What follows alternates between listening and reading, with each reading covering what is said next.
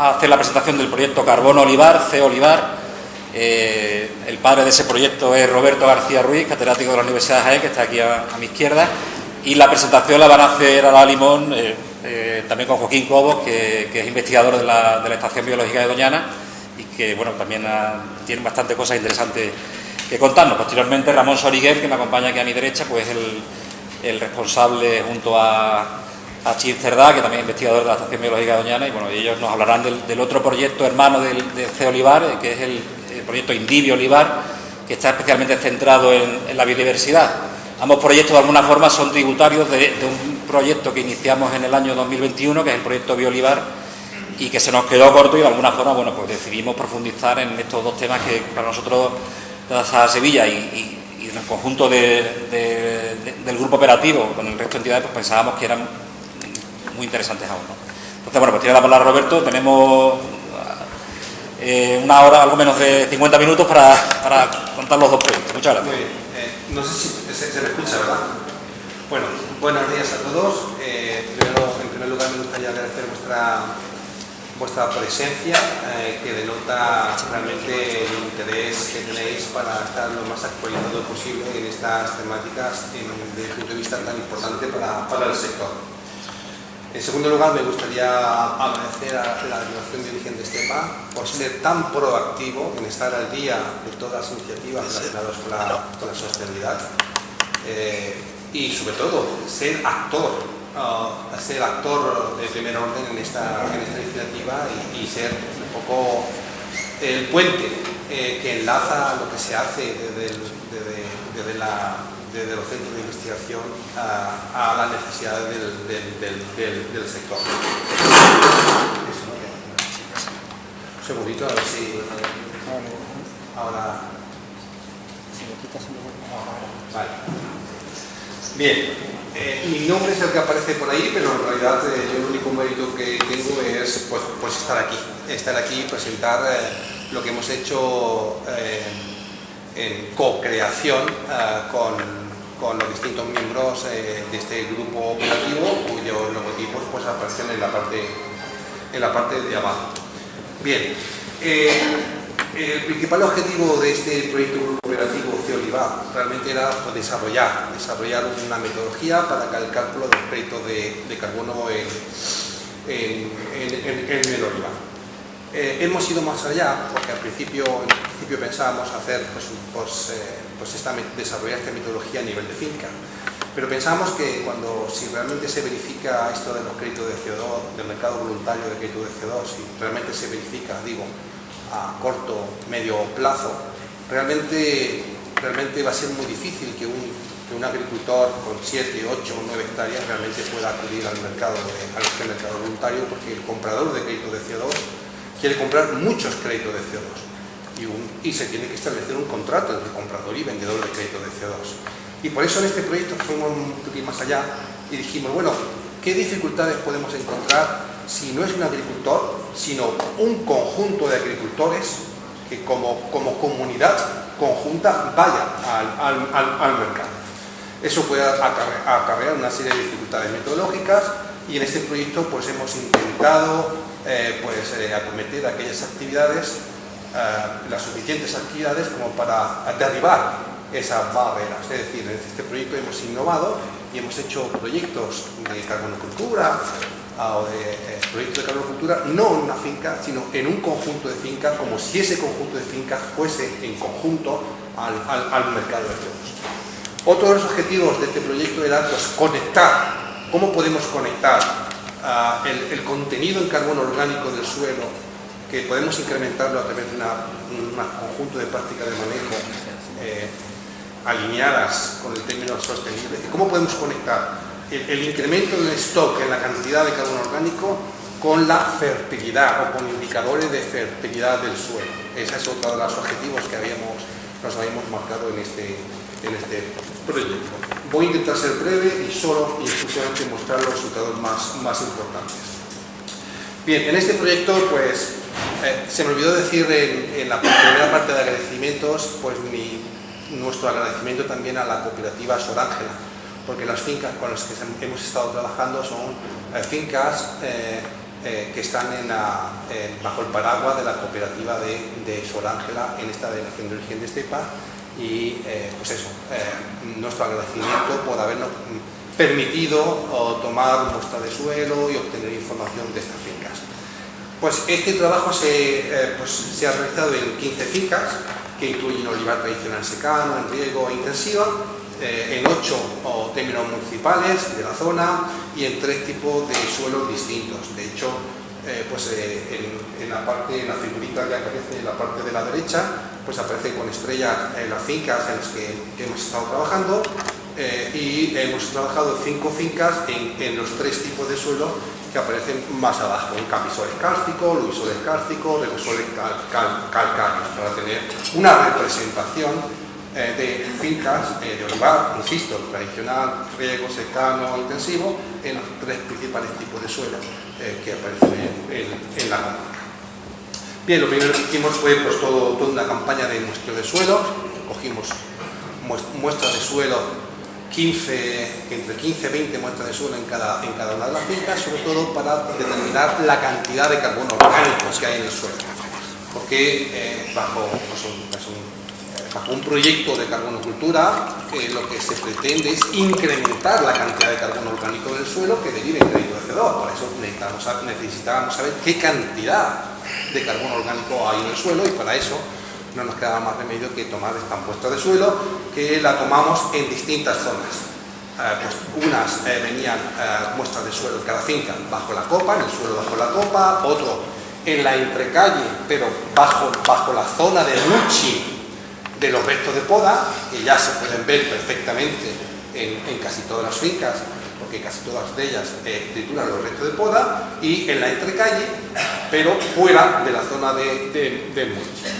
Y lo que están viendo ustedes es un promedio de la cantidad de carbono orgánico que hay almacenado en una hectárea solo en la entrecalle sin mulching, en la entrecalle con mulching. Insisto, mulching me refiero a los restos de poda que ustedes depositan, más o menos 2 metros de ancho, en mitad de la entrecalle. Y el stock de carbono que hay en el suelo, que está bajo la copa del árbol. Y esto es una innovación de este proyecto, porque claro, en esas 3 zonas hay distintos microambientes y las entradas de carbono es distinta. A nadie se le escapa que bajo la copa la principal fuente de carbono son las hojas que caen, que no se pueden ustedes imaginar en la cantidad de carbono, de CO2 que viaja desde la atmósfera, que va a la hoja y que la hoja al final cae bajo la copa de los árboles. En la zona del mulching pues entra mucho más carbono que la zona fuera del mulching, porque ahí es donde se trituran los restos de poda, que es una cantidad ingente de carbono que cada 2 años aproximadamente cae, insisto, en esa zona. Y luego está la zona afuera del mulching, que es donde se desarrolla pues, un poco la cubierta vegetal si esta estuviese. Bien, como son zonas distintas, con microclimas distintos, con entradas de carbono distintos, se supone que hay distintos stocks de carbono en cada una de las zonas, y esto, insisto, es una innovación que ha traído este proyecto, porque casi todo los análisis se suele coger solo con muestras de la entrecalle del olivar, que solo contribuye a una parte determinada de todo el stock de carbono orgánico que podemos encontrar en el olivar. Bien, pues en estas 15 fincas hemos evaluado, estimado, modelizado todos y cada uno de las entradas de CO2 de la atmósfera que entran al árbol, en la estructura permanente del árbol, me estoy refiriendo, y que entran al suelo. Y hemos estimado todas y cada una de las salidas de CO2 fuera de la atmósfera. Claro, si tenemos todas las entradas anuales y todas las salidas anuales, pues hemos hecho un balance, hemos restado entradas con salida a ver qué nos sale. ¿Qué es lo que están viendo ustedes? Lo que están viendo ustedes es, hay valores, casi todos los valores son negativos. Negativo significa que de forma neta todos los años se coge CO2 de la atmósfera y se almacena en la finca. Una parte en el árbol y otra parte en el suelo. ¿Cuánto se almacena en el árbol? Son la parte de las barras verdes. Por ejemplo, en esta finca aparece un -2. Significa que anualmente en esta finca 2 toneladas de CO2 de la atmósfera al año se almacena como carbono orgánico en el tronco principal, en las raíces principales y en las ramas primarias, que es lo que permanece durante años y años y años y años. Y la parte más marroncita, lo que aparece es la cantidad de CO2 que todos los años viaja de la atmósfera, aparece como resto de poda o hoja que cae al suelo. Y por tanto es un incremento en la cantidad de carbono orgánico en el suelo. Es CO2 que va de la atmósfera al suelo. Y que, por ejemplo, en esta primera finca va desde -2 a -4. Que sea negativo significa que se secuestra, que se acumula CO2 de la atmósfera en mi finca. Y en el suelo unas 2 toneladas en esta finca. Bien, lo primero que hay que ver es que, y luego está la parte naranja, que lo que es la suma de los dos. Es la suma de lo que se almacena de forma neta en el árbol, más la suma de lo que se almacena de forma neta en el suelo. Es decir, la suma de estas dos, en esta finca, en -4, que significa que en esa finca anualmente se coge 4 toneladas de CO2 de la atmósfera y se almacena en la finca, una parte en el suelo como carbono orgánico y otra parte en la estructura permanente del árbol como carbono orgánico. Bien, casi todas las fincas, si se percatan ustedes, casi todas de las 15 fincas son valores negativos. Valores negativos, insisto, significa la contribución del olivar a la mitigación del cambio climático, porque está retirando CO2 anualmente en la atmósfera y que lo está acumulando como carbono orgánico tanto en el árbol como en el suelo. He aquí la contribución del olivar a la mitigación del cambio climático.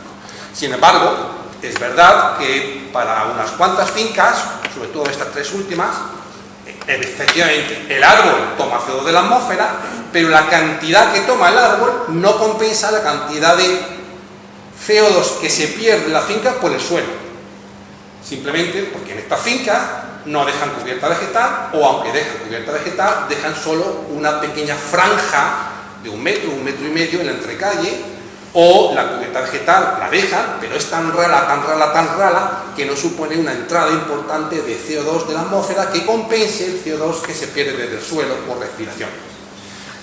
Lo cierto es que en promedio para las 15 fincas, si se dan ustedes cuentas, el valor es negativo. Es decir, en promedio las 15 fincas contribuyen a la mitigación del cambio climático. Bien. No voy a insistir, pero en los números que aparecen en estos círculos, lo que he hecho ha sido multiplicar la cantidad de CO2 que de forma neta se secuestra en la finca por el número de hectáreas que tiene esa finca.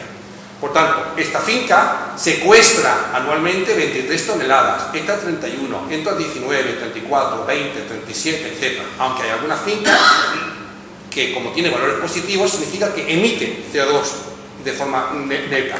En el conjunto de las 15 fincas, que por cierto no he dicho qué cantidad de hectáreas aglutinan, 423 hectáreas, es decir, las 15 fincas, 423 hectáreas, un promedio de 28 hectáreas por cada una de las fincas.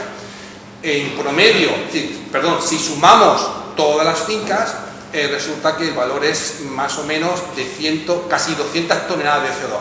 Es decir, el conjunto de las 15 fincas secuestran anualmente unas 200 toneladas de CO2 todos los años, que no es una cantidad baladí. Bien, esto que estoy mostrando es lo que se llama, en un proyecto de crédito de CO2, la línea de base. Esto es lo que está ahora, esta es la cantidad de CO2 que se secuestra. Pero en un proyecto de crédito de CO2, lo que quiere la Unión Europea es que la generación de un crédito de CO2 tiene que ser algo adicional a lo que ya estáis haciendo. Adicional. Por tanto, estos valores que estoy mostrando es lo que sería una línea de base. Eso es lo que se está secuestrando ahora. Bien, en cada una de estas fincas, en este proyecto, hemos desarrollado lo que se llama un proyecto de carbonocultura. Y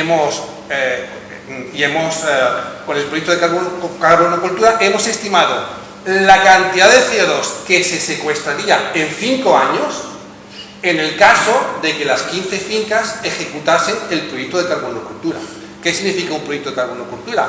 Oiga, pues en aquellas fincas donde no titulen los restos de poda, que lo titulen.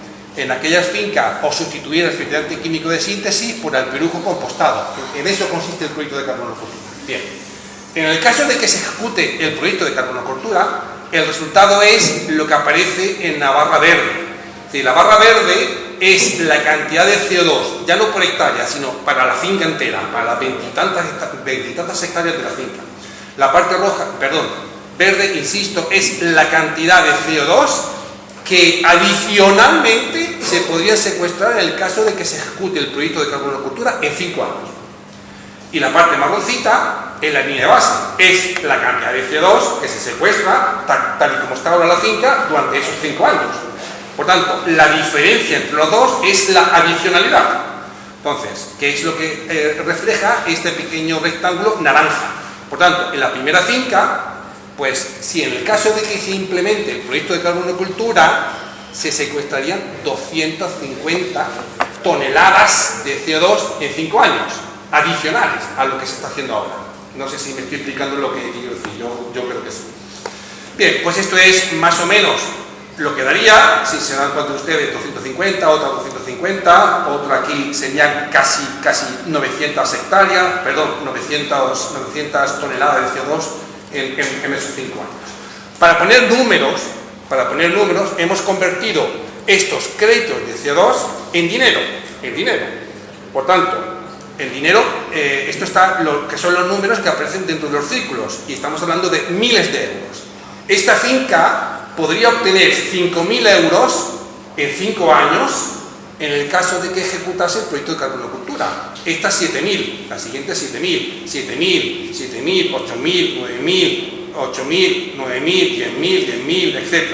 Y nuestras cuentas salen que se podrían obtener en el conjunto de las 15 fincas en 5 años aproximadamente un poquito menos de 200.000 euros en el caso de que estas 15 fincas, las 423 hectáreas, fuesen conjuntamente al mercado de crédito de CO2 y se adoptase el proyecto de carbonocultura que nosotros que hemos desarrollado para el conjunto de esas 15 fincas. Estamos hablando de 192.000 euros en las 400 y pico hectáreas y en 5 años.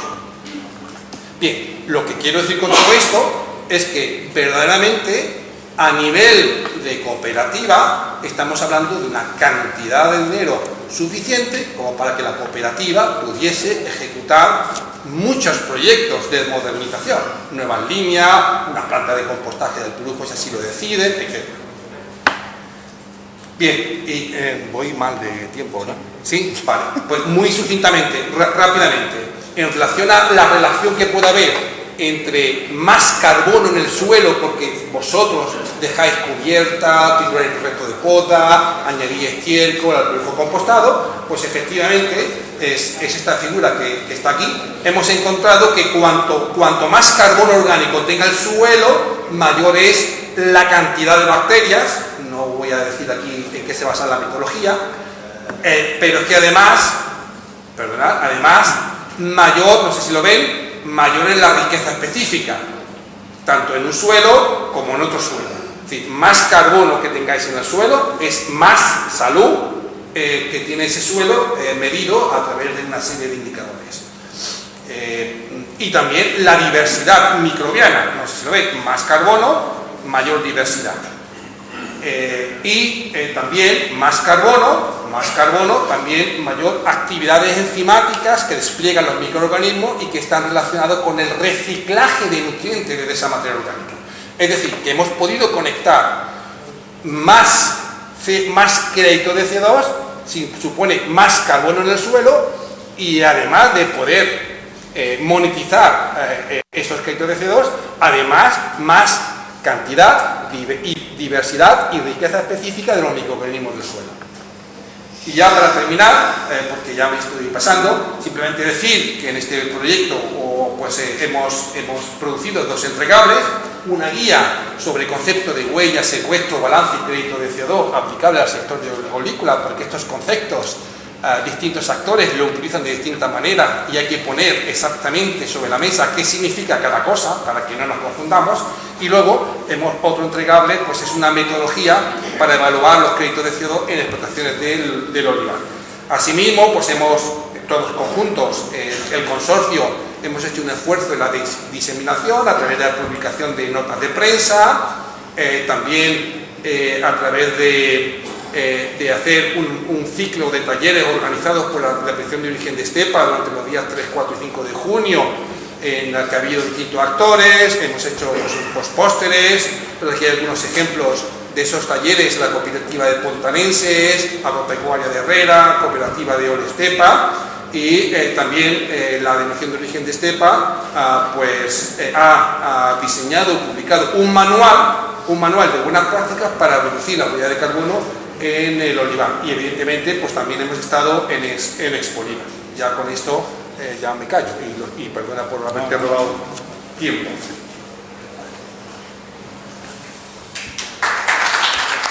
Bueno, yo voy a continuar un poco en la línea que acaba de marcar Roberto, pero más específicamente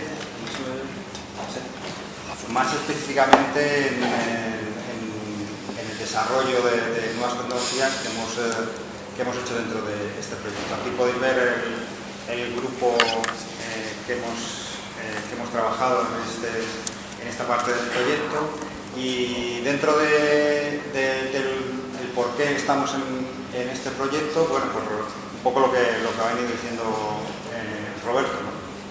Consideramos que el olivar es una fuente donde se puede acumular carbono, y bueno, hay que investigar cuánto carbono puede secuestrar el olivar como tal. ¿Qué es lo que nosotros podemos aportar desde nuestra parte del CSIC? Pues nuestra experiencia con todo el tema de la integración de técnicas de sensorización remotas y digitalización del estudio del suelo y de la respiración del suelo aplicada al olivar. Y un poco por haceros un spoiler, lo que hemos conseguido dentro de este proyecto es, por un lado, lo que ya venimos hablando, la creación de un grupo operativo bueno, hay que pensar que este grupo operativo está formado no solo por biólogos, sino que hay químicos, físicos, ingenieros de telecomunicaciones, abogados, periodistas, con lo cual como veis, es un grupo multidisciplinar que, gracias a esto, hemos conseguido entendernos entre unos y otros y aportar un gran valor añadido al proyecto. Yo creo que uno de los éxitos del proyecto es este. Luego, por otra parte, hemos desarrollado herramientas propias para hacer el análisis del suelo. Se están generando, durante estos años del proyecto, se han ido generando bases de datos de determinadas parcelas del olivar de Estepa, donde hemos ido acumulando datos de temperatura, de humedad, de concentración de CO2, de concentración de agua, que luego nos van a servir para entender cuál es el estado del suelo, y finalmente, bueno, poner a punto técnicas de caracterización del suelo para entender cuál es la salud, en este caso del olivar.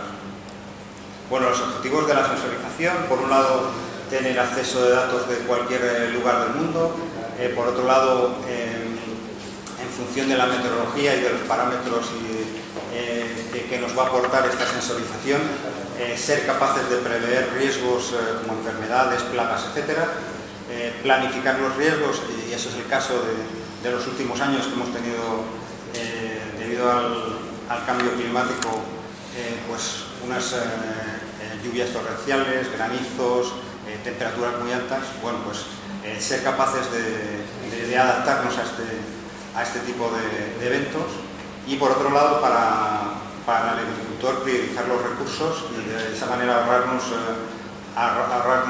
un dinerillo muy importante, y como objetivo final el proteger el olivar. ¿Qué es lo que creemos que con este seguimiento de la caracterización del suelo podemos aportar? Pues sobre todo, yo creo que es muy relevante aportar datos que hasta el momento se actúa con estimaciones, pues tanto a los agricultores como a los gestores que de alguna manera van a decidir cuánto va a ser lo que se va a aportar en el caso de los créditos de carbono. Un papel que va a desempeñar importante en la respiración del suelo es la regulación de la concentración atmosférica, sobre todo para el tema del cambio climático, cómo podemos invertir el proceso de los gases de efecto invernadero y cómo el olivar puede ser un sumidero de carbono. Y bueno, y por último, las consecuencias futuras que vamos a tener, tanto con las perturbaciones naturales, que sería el cambio climático, como las que provocamos nosotros mismos, ¿no? Bueno, muy brevemente, el proceso de la respiración del suelo. Por un lado, vamos a tener la respiración del suelo como un indicador de la actividad biológica. Por otro lado, el ciclo del carbono lo que va a aportar es que el CO2, como ha dicho Roberto, se transforme en carbono que se fije al suelo por medio de procesos tanto de respiración de suelo como fotosintéticos, como la descomposición de la materia orgánica, disponibilidad del carbono dentro de las capacidades para que el olivar sea rentable. El pH del suelo va a ser importante porque en función de la cantidad de CO2 que vayamos a controlar dentro del suelo, podemos tener suelos muy ácidos.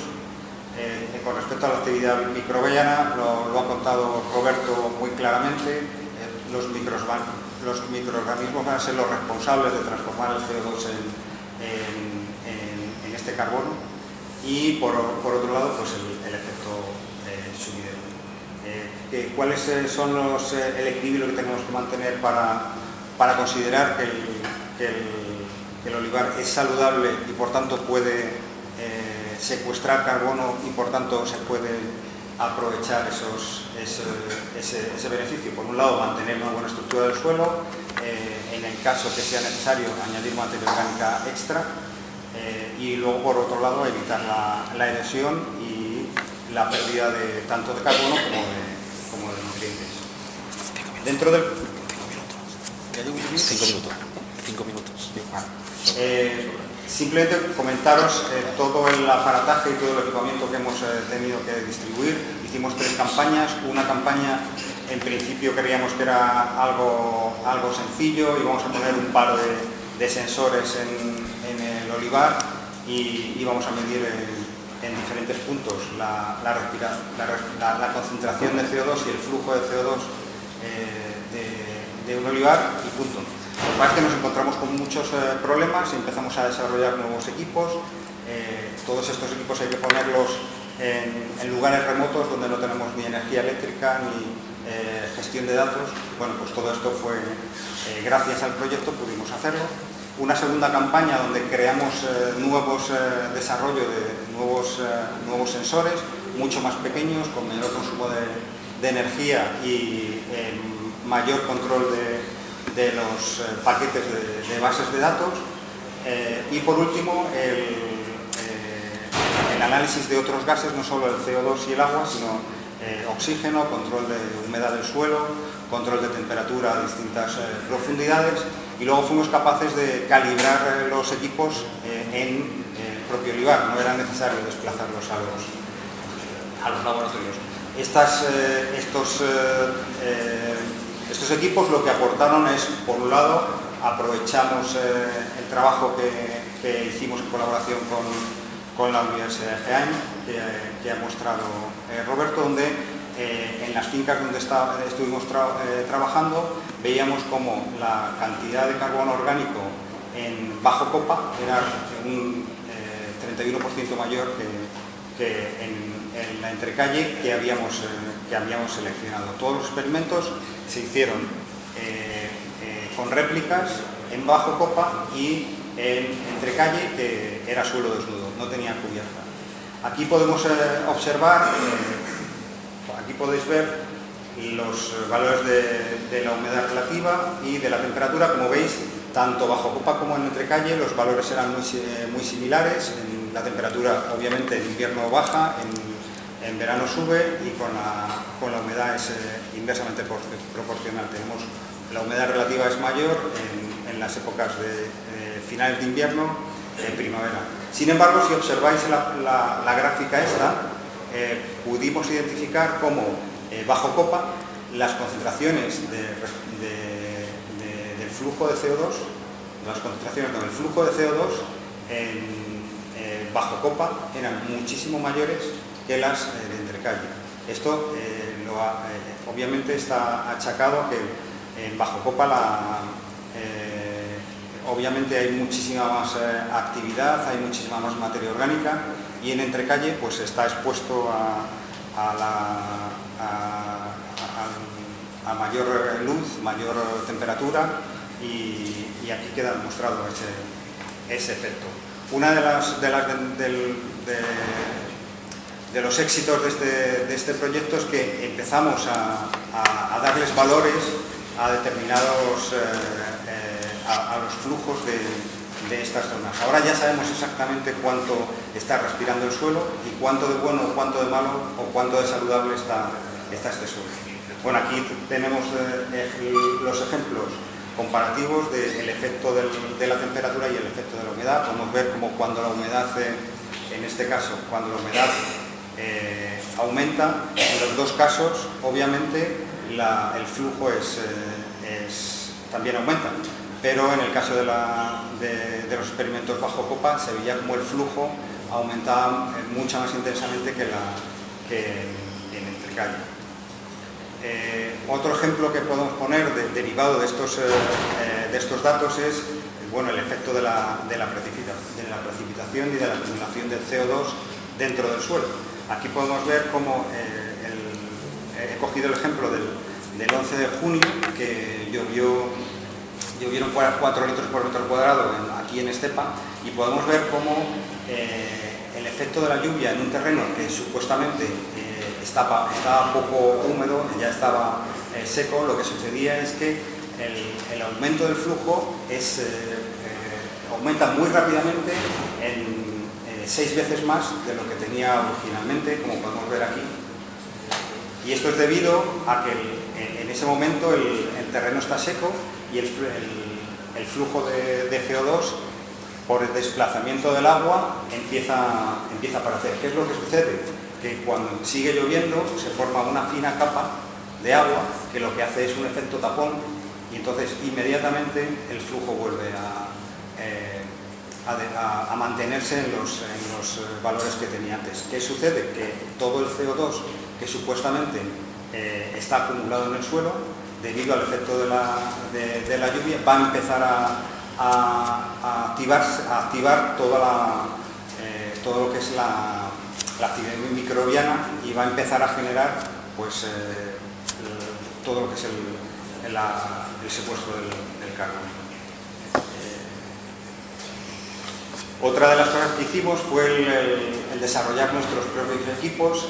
Se hizo un prototipo con la empresa de internet que salió bastante mal, y tanto Gustavo como Ramón se dedicaron a mejorar ese prototipo, y hemos desarrollado un prototipo que la versión 2 la pusimos en marcha en Doñana con unos resultados bastante positivos. La versión 3 ya la pusimos el año pasado aquí en Estepa, y la versión 4 se ha instalado también este año en Estepa, con resultados mucho mejores de los esperados. Y ahora no solo podemos medir el flujo del CO2 o la respiración del suelo en superficie, sino también en profundidad.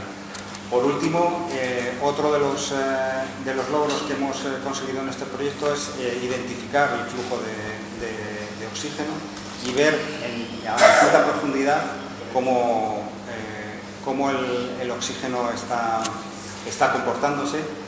Muy brevemente, porque no tengo mucho tiempo, mostraros que en esta gráfica tenemos bajo copa 3 profundidades diferentes. Una es a 12 centímetros, otra 30, otra 54, y podéis observar cómo la concentración de oxígeno, a medida que bajamos dentro del sistema, podemos ver que la concentración de oxígeno va siendo menor, debido a que la mayor actividad que vamos a tener va a ser en la primera parte del suelo, donde están las raíces, los microorganismos, etc. A medida que vamos bajando, este oxígeno va a tener dificultades para difundirse, y en el caso del CO2 lo que hemos observado es que el efecto es el contrario.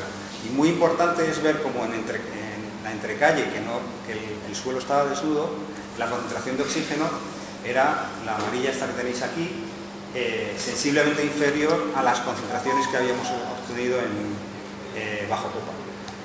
¿Qué es lo importante de esto? Que ahora mismo estamos dando valores del terreno y del comportamiento del olivar que, bueno, pueden ser extrapolados y pueden ser utilizados para el tema de los créditos del carbono. Y bueno, esto es un poco las conclusiones que os he dicho antes. Los trabajos futuros serían poner en valor el efecto del CO2 y del oxígeno, sobre todo para aplicarlos al rendimiento económico, como son los créditos de carbono, mejorar la productividad y luego incluir el análisis de correlación entre el carbono orgánico y el flujo medio. Bueno, pues esto es todo. Siento si me he pasado de tiempo, pero... Muy bien, muchas gracias.